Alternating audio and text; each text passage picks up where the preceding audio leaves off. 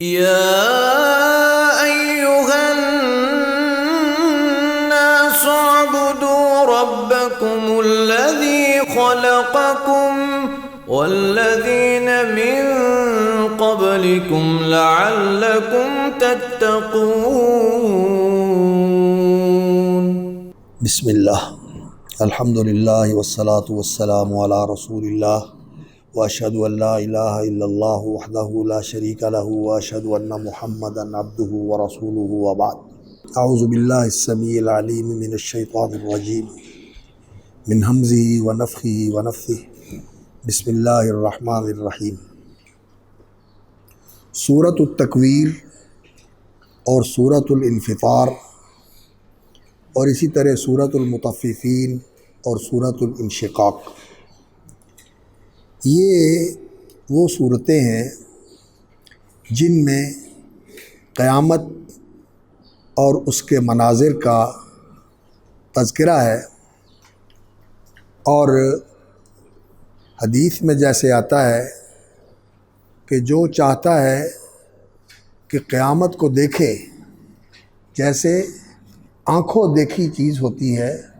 تو وہ سورۃ التکویر، سورۃ الانفطار اور سورۃ الانشقاق پڑھ لے۔ اور یہ صورتیں قیامت کے مناظر پیش کر کے اصل میں قیامت کی ہولناکی اور اس کا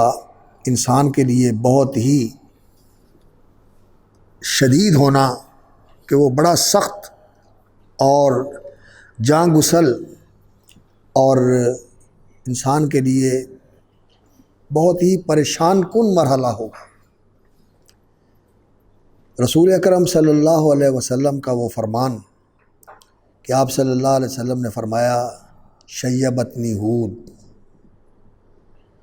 و الواقعہ والمرسلات وعما یتساءلون وإذا الشمس کورت وإذا السماء انشقت، او کما قال صلی اللہ علیہ وسلم، کہ یہ اتنی ہولناک صورتیں ہیں اور انسان کو اتنا پریشان اور غمزدہ کر دینے والی ہیں کہ مجھ پر بڑھاپا آ گیا ہے ان کی وجہ سے۔ شیبتنی ہود، اور ان کے اندر دو چیزیں بیان ہوئی ہیں۔ سورہ ہود کے اندر قیامت کا منظر، قیامت کا بھی تذکرہ ہے، لیکن قیامت سے پہلے دنیا کے اندر جو عذاب آیا ہے مکذبین کے اوپر، اس کا تفصیلی تذکرہ ہے۔ قوم نوح، قوم عاد، قوم سمود، قوم لوط، قوم مدین، قوم موسیٰ، جو دنیا میں ان کے اوپر عذاب آیا اس کا تذکرہ ہے، اور پھر اس کے بعد قیامت کا بھی تذکرہ ہے۔ تو دنیاوی عذاب اور اخروی عذاب دونوں اس صورت میں بیان کیے گئے ہیں، اور یہ نبیوں کی سرگزشت بیان کرنے والی جو لمبی صورتیں ہیں، سورۃ الاعراف اور سورہ ہود، یہ ان میں سے ہیں، اور بعض صورتیں اختصار کے ساتھ ان میں بیان کیا گیا ہے نسبتاً، جیسے سورۃ الشعراء ہے اور سورۃ الانبیاء ہے، تو ان میں نسبتاً اختصار سے نبیوں کی سرگزشت بیان کی گئی ہے۔ تو رسول اکرم صلی اللہ علیہ وسلم فرماتے ہیں کہ شیبتنی ہود، سورہ ہود نے مجھے بوڑھا کر دیا۔ آپ صلی اللہ علیہ وسلم کو فکر تھی کہ میری قوم پر کہیں عذاب نہ آ جائے، اور آپ صلی اللہ علیہ وسلم پریشان ہوتے تھے کہ قیامت کو ان کا کیا بنے گا۔ یہ رسول اکرم صلی اللہ علیہ وسلم کی رافت اور آپ صلی اللہ علیہ وسلم کی شفقت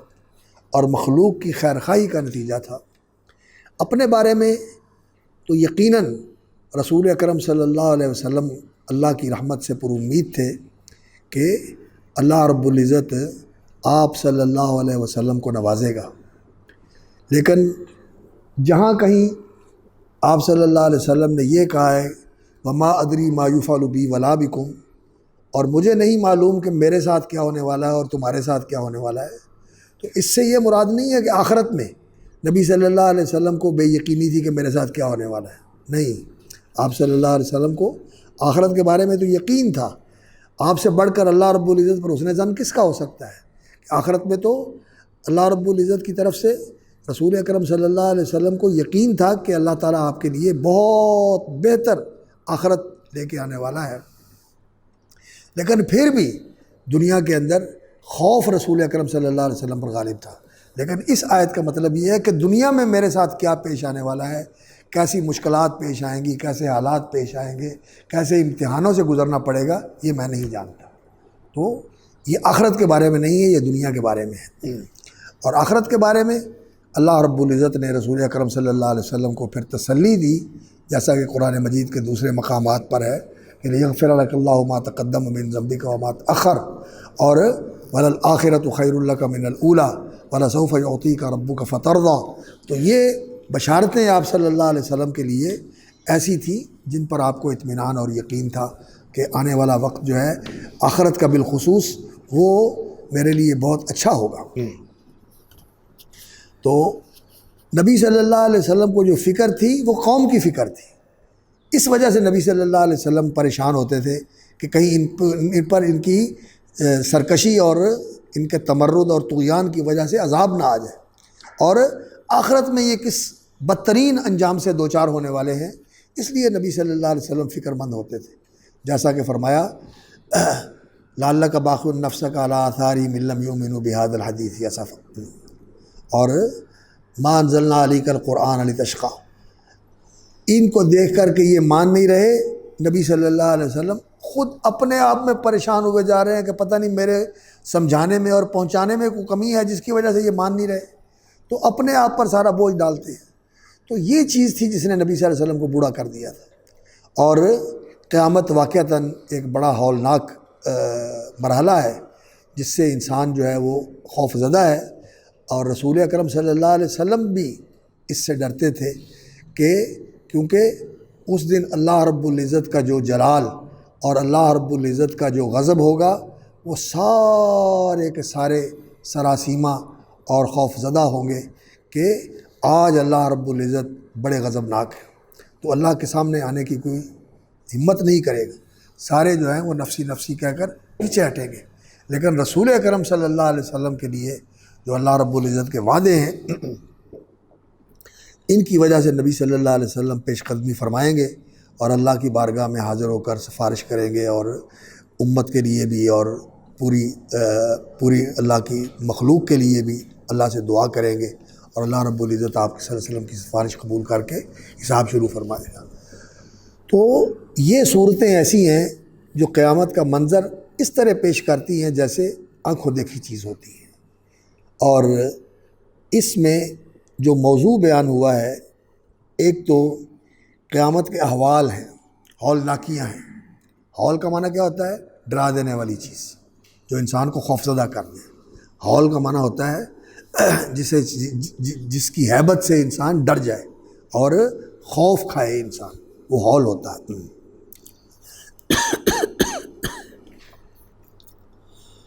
تو ایک تو قیامت کی ہولناکی بیان فرمائی ہے،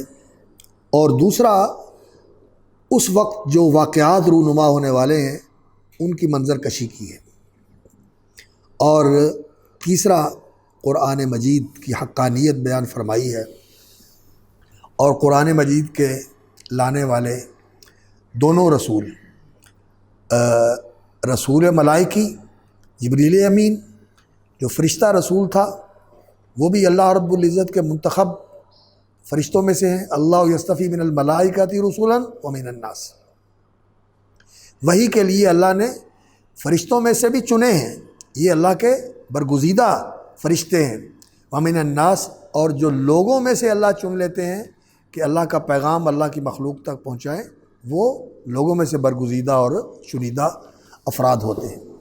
تو اللہ رب العزت نے رسول ملائکی یعنی جو ملائکہ میں رسول ہے اور ان کا سردار ہے جبریل امین روح القدس، ان کا تذکرہ فرمایا اور ان کا مقام و مرتبہ بیان فرمایا، اور اسی طرح جو رسول بشری ہے، بشر رسول ہے، ان کا تذکرہ فرمایا اور ان کے بارے میں رسول اکرم صلی اللہ علیہ وسلم کی صفات عالیہ ذکر کر کے اور آپ صلی اللہ علیہ وسلم کا مقام و مرتبہ ذکر فرما کر کہ کس طرح ان کا مالا اعلیٰ کے ساتھ تعلق ہے، اللہ تعالیٰ نے ان مخاطبین کو توجہ دلائی کہ وہ اس قرآن کے اوپر ایمان لائیں اور اس کو قبول کریں۔ اور قیامت اور قرآن کا آپس میں بڑا تعلق ہے۔ قرآن قیامت سے ڈرانے والا ہے، اور قیامت جو ہے یہ وہ آخری مرحلہ ہے جو اس دنیا کے فنا ہونے کے بعد پیش آنے والا ہے، اور یقیناً پیش آنے والا ہے۔ اور سارے نبیوں نے اس سے لوگوں کو ڈرایا اور اس پر ایمان لانے کی دعوت دی، وبالآخرۃ ہم یوقنون۔ اور ایمان بالآخرت یہ ایمانیات میں ایک بنیادی رکن ہے۔ ایمان باللہ، ایمان بالرسل، اور ایمان بالکتب، اور ایمان بالملائکہ، اور ایمان بالآخرہ، یہ بنیادی رکن ہے ایمانیات کے اندر۔ تو قرآن مجید جو ہے وہ ایمان کی دعوت دیتا ہے، ایمان کی دعوت دیتا ہے، اور سارے ایمانیات بیان فرمائے ہیں قرآن مجید نے۔ اللہ رب العزت کا بھی تذکرہ فرمایا، اور اللہ کے فرشتوں کا بھی ذکر فرمایا،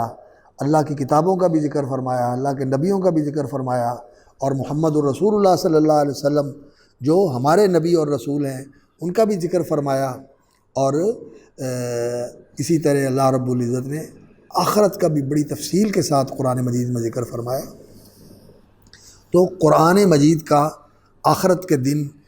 یعنی قیامت اور اس کے بعد جو پیش آنے والے حالات ہیں ان کے ساتھ بڑا گہرا تعلق ہے۔ تو اس لیے یہ دونوں چیزیں یہاں اللہ رب العزت نے بیان فرمائی ہیں، اور یہ ابتدائی نازل ہونے والی صورتوں میں سے ہے۔ کہتے ہیں کہ اس کی ترتیب نزول میں 7ویں ہے، 7ویں نمبر پہ یہ نازل ہوئی ہے۔ اور جو ابتدائی صورتیں نازل ہوئی ہیں جیسے سورہ مزمل ہے، سورہ مدثر ہے، اس کی کچھ آیات، سورہ قلم ہے، سورۃ الفاتحہ ہے، اسی طرح یہ صورت ہے، ان صورتوں کے بعد یہ نازل ہونے والی صورت ہے۔ اور یہ جو روایات ہوتی ہیں اس کے نزول کے بارے میں کہ یہ فلاں صورت سے پہلے اور فلاں صورت کے بعد نازل ہوئی ہے، یہ روایات جو محدثین کا پیمانہ ہے نقد کا اور چھان بین کا، تنقیح کا، اس کے مطابق تو یہ روایات اتنی معتبر نہیں ہوتی، لیکن مفسرین کے ہاں یہ روایات قابل قبول ہوتی ہیں، وہ ان روایات کو لے لیتے ہیں، اگرچہ اسنادی اعتبار سے یہ اس پائے کی روایات نہیں ہوتی جیسے احکام کی اور عقیدے کی روایات کے لیے محدثین نے جو معیار قائم کیا ہوا ہے جانچ اور پرکھ کا اور روایات کو دیکھنے کا، تو اس معیار پہ یہ پوری نہیں اترتی۔ تفسیر کی کتابوں میں ذکر کی جاتی ہیں، اس لیے ہم بھی ان پر اعتماد کر کے ذکر کر دیتے ہیں ان کو، لیکن یہ بات بہرحال سیاق سے معلوم ہوتی ہے کہ یہ جو مضمون ہے اور جو اس کے اندر موضوع بیان ہوا ہے اس سے یہی معلوم ہوتا ہے کہ یہ تنبیہ اور انذار کی صورت ہے، اور تنبیہ و انذار کا جو دورانیہ تھا وہ ابتدائی تھا۔ منذرات اور منبہات، لوگوں کو خبردار کرنے والی صورتیں، آگاہ کرنے والی صورتیں، اور لوگوں کو متنبہ کرنے والی صورتیں، تاکہ انہیں غفلت اور جس بے حسی اور جس لاپرواہی کے اندر اور بے توجہی کے اندر وہ زندگی گزار رہے ہیں انہیں جھنجھوڑا جائے، اور اس سے نکال کر انہیں اس بات کی طرف لے کے آیا جائے کہ وہ سوچیں، فکر کریں، غور کریں، مستقبل پر بھی اور اپنے آپ پر بھی اور اپنے کردار پر بھی۔ تو یہ ایسی صورتیں ہیں کہ واقعتاً جنہوں نے معاشرے کو جھنجھوڑا اور جن کے دل زندہ تھے اور جن کی عقل سلیم تھی، انہوں نے قرآن کو قبول کر لیا، لیکن جو اندھے بہرے ہو گئے اور جنہوں نے اپنی عقلوں پہ پردے ڈال دیے تو ان کے اوپر پھر اس کا کوئی اثر نہیں ہو سکا۔ تو اعوذ باللہ السمیع العلیم من الشیطان الرجیم، بسم اللہ الرحمن الرحیم۔ اذا الشمس کورت واذا النجوم انکدرت واذا الجبال سیرت واذا العشار عطلت واذا الوحوش حشرت واذا البحار سجرت۔ یہ آیات جو ہیں یہ نفخہ اولیٰ سے تعلق رکھنے والی ہیں۔ نفخۃ الساق اور نفخۃ الفنا، جب پہلا سور پھونکا جائے گا اور اس سے ساق بے ہوشی اور موت طاری ہو جائے گی، اور اس موت اور اس بے ہوشی اور موت کے طاری ہونے کے وقت جو اس عالم کون و مکان کا جو حال ہوگا اور جو کیفیت ہوگی وہ ان آیات کے اندر بیان کی گئی ہے۔ اذا الشمس کورت، فرمایا جب سورج کو لپیٹ دیا جائے گا۔ کور یکور، تکویر کا معنی ہوتا ہے کور العمامۃ، اس نے پگڑی کو سر پہ لپیٹ لیا۔ تو اذا الشمس کورت، سورج کو لپیٹ دیا جائے گا، یعنی اب یہ سورج کا نظام اور سورج کا خاندان یہ پھیلا ہوا ہے، اس کو سمیٹ دیا جائے گا، سکیڑ دیا جائے گا اور اسے لپیٹ دیا جائے گا۔ اور جب اسے سکیڑا جائے گا اور اسے لپیٹا جائے گا تو پھر اس کی روشنی بھی ختم ہو جائے گی، اس کی روشنی بھی ختم ہو جائے گی۔ اور آج بھی جو فلکیات کا مطالعہ کرتے ہیں وہ کہتے ہیں کہ سورج ایک دہکتے ہوئے تنور کی طرح ہے، جس کے اندر مختلف گیسیں بڑی مقدار میں موجود ہیں اور وہ خارج ہوتی ہیں اور ان سے حرارت بھی پیدا ہوتی ہے اور ان سے روشنی بھی پیدا ہوتی ہے، لیکن ایک وقت آئے گا کہ یہ سورج ٹھنڈا ہو جائے گا، ایک وقت آئے گا کہ یہ سورج ٹھنڈا ہو جائے گا اور اس کی روشنی ختم ہو جائے گی۔ تو کورت کا معنی دونوں چیزیں اس کے اندر آتی ہیں، اس کو سکیڑ دیا جائے گا، لپیٹ دیا جائے گا اور یہ سکڑ کر سمٹ کر بالکل چھوٹا ہو جائے گا اور بے نور بھی ہو جائے گا، سورج کی روشنی نہیں رہے گی۔ اور اس سے پہلے جیسے حدیث میں آتا ہے کہ اس کی چال بھی بدل جائے گی، یہ مشرق سے طلوع ہونے کی بجائے قیامت سے پہلے مغرب سے طلوع ہوگا، مغرب سے طلوع ہوگا۔ تو اس کے اندر تبدیلیاں آ رہی ہیں اور آہستہ آہستہ یہ تبدیلیاں بڑھتی جائیں گی، اور بڑی تبدیلی جو رونما ہوگی وہ اس کا جو زمین کا سفر ہے اور سورج کی جو چال ہے یہ بدل جائے گی، بجائے مشرق سے طلوع ہونے کے یہ مغرب سے طلوع ہونے لگے گا، لیکن اس وقت توبہ کا دروازہ بند ہو چکا ہوگا۔ وَإِذَا النُّجُومُ انْكَدَرَتْ، اللہ اکبر۔ اذا الشمس کورت، یہ اذا جو ہے یہ ظرفیت اور شرط کا مفہوم ادا کرتا ہے کہ شرط کا معنی بھی اس کے اندر پایا جاتا ہے، تو اس کی اذا ہوگی، یعنی یہ جتنے بھی اذا شرطیہ آئے ہوئے ہیں اور ظرف کا معنی دیتے ہیں جب یہ ہوگا، جب یہ ہوگا، جب یہ ہوگا، جب یہ ہوگا، جب یہ ہوگا، تو آخر میں اللہ رب العزت نے ایک چیز بیان فرمائی ہے، عالمت نفس ما احضرت، تو اس وقت ہر ایک کو پتہ چلے گا کہ وہ کیا لے کے آیا ہے، کیا اس نے حاضر کیا ہے۔ تو وہ جو آخر میں آیا ہے نا وہ یہاں سب کے ساتھ مقدر ہے۔